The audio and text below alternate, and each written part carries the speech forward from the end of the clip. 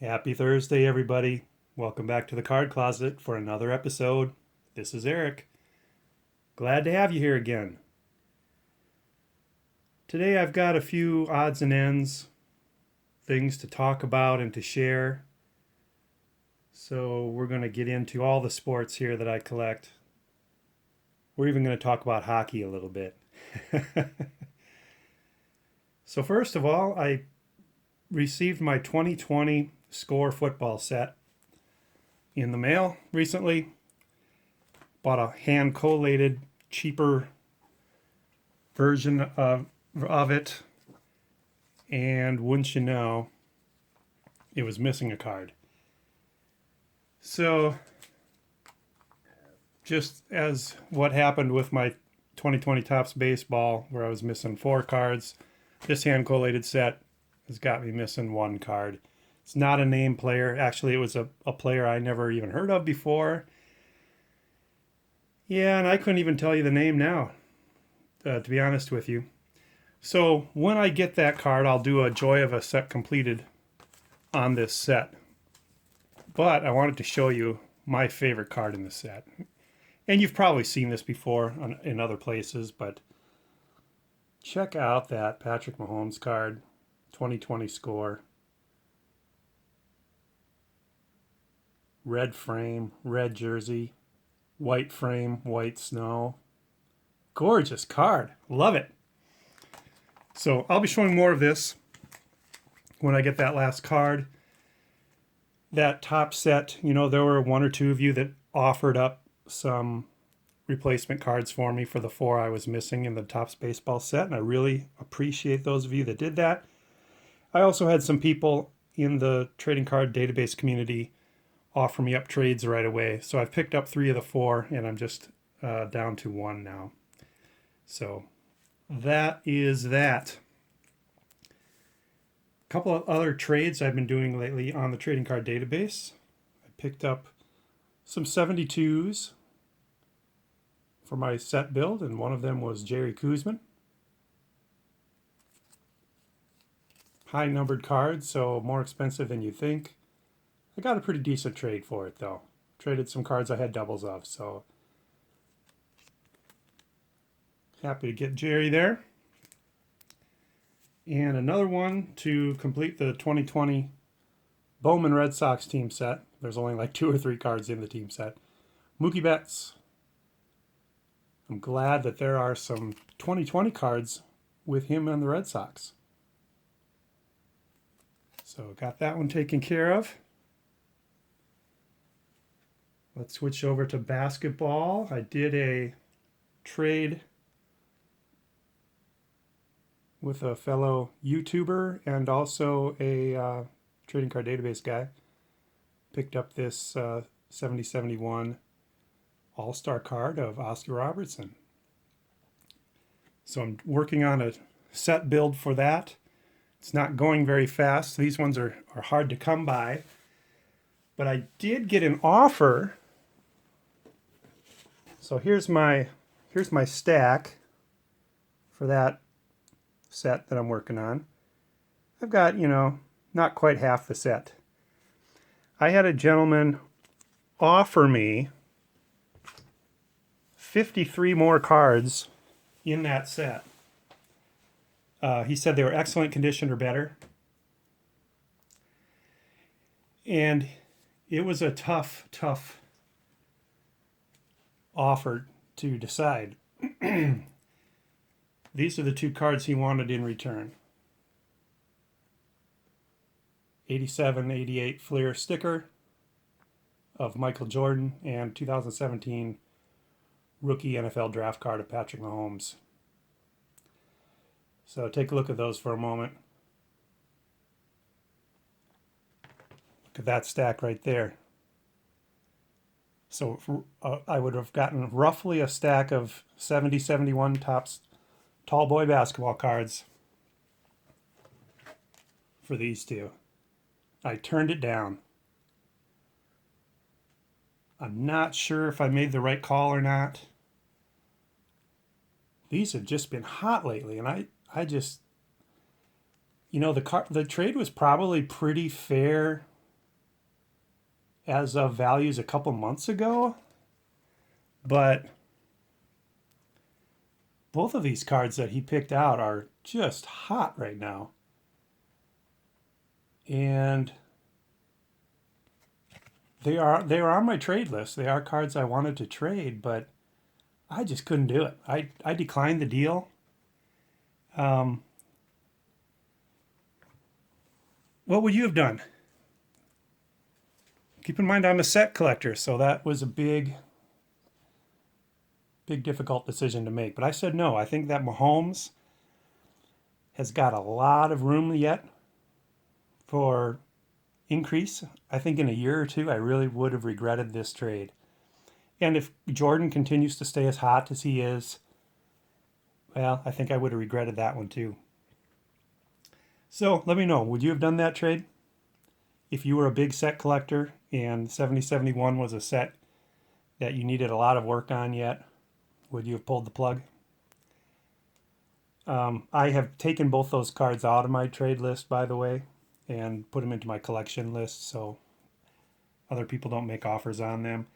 When I was digging out that Patrick Mahomes card, I came across another one of his rookie cards from that 2017 score insert set here called Big Man on Campus, Patrick Mahomes. So they're not the rookie. I mean, I do have that in with the set, but these inserts, I think they've got a lot of potential because they are rookie year cards. So I didn't do the deal. Would really be curious to know what you would have done. Another trade I did on the trading card database, I traded a 2015 Chris Bryant Topps factory set variation, and that was the highest value card that was that I sent, and then some other more commons, and then in return I got some Steelers, the better ones, Hall of Famer Jerome Bettis. This is 2003 Bowman. So we've got Bettis, Heinz Ward, future Hall of Famer, I hope. And then the biggie, and I've mentioned this guy recently, I'm picking him up slowly but surely.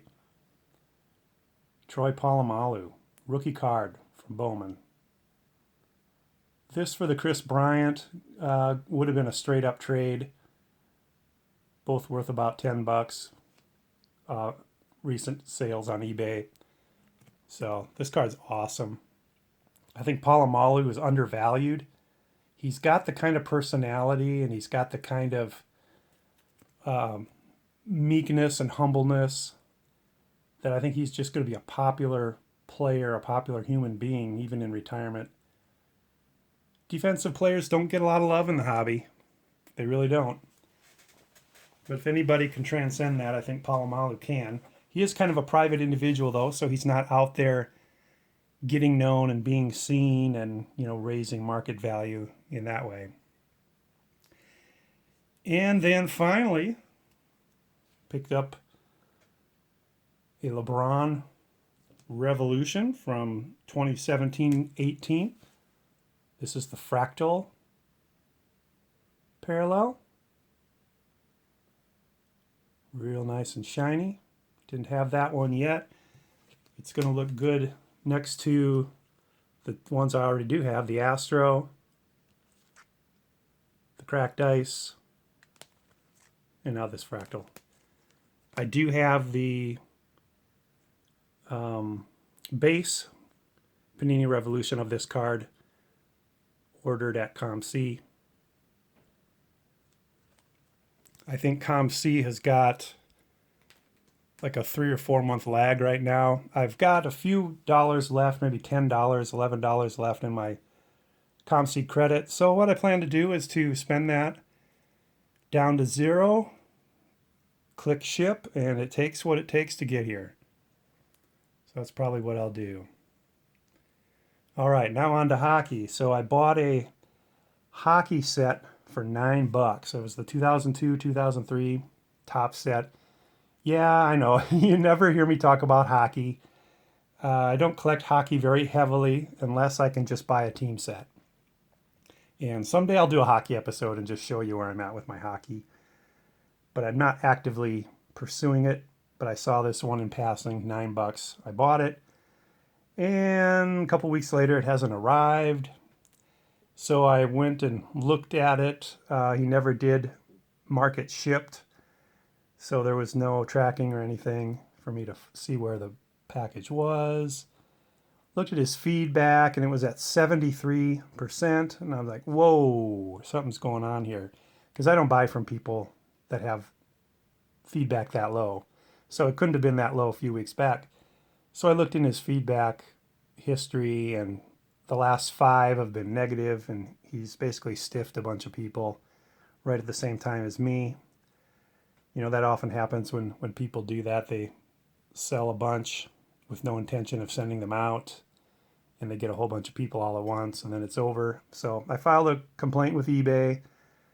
The seller has 3 days to answer back and make things right.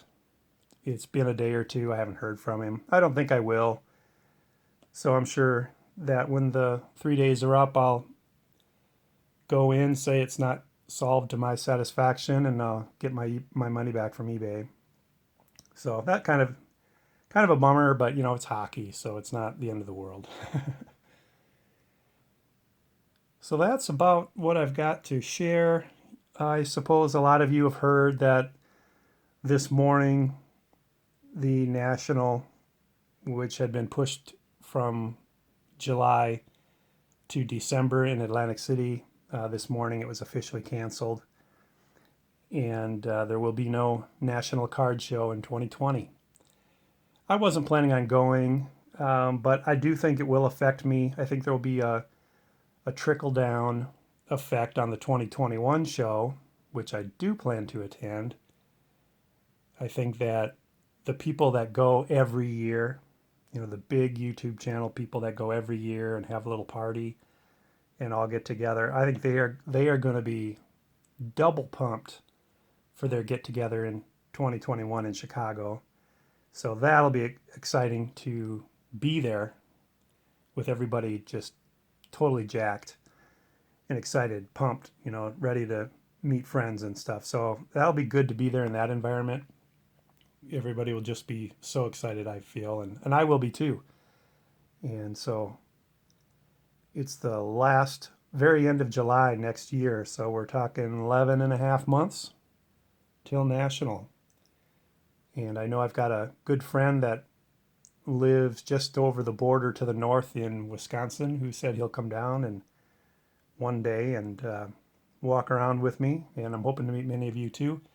Of course, that's a way off yet. And as we get closer, I'll probably be pinging a lot of you and see who's there and who we can hook up with and such. It's going to be a big group. You know that if you've watched any of the videos people made from last year, the YouTube group there was like 50 plus people.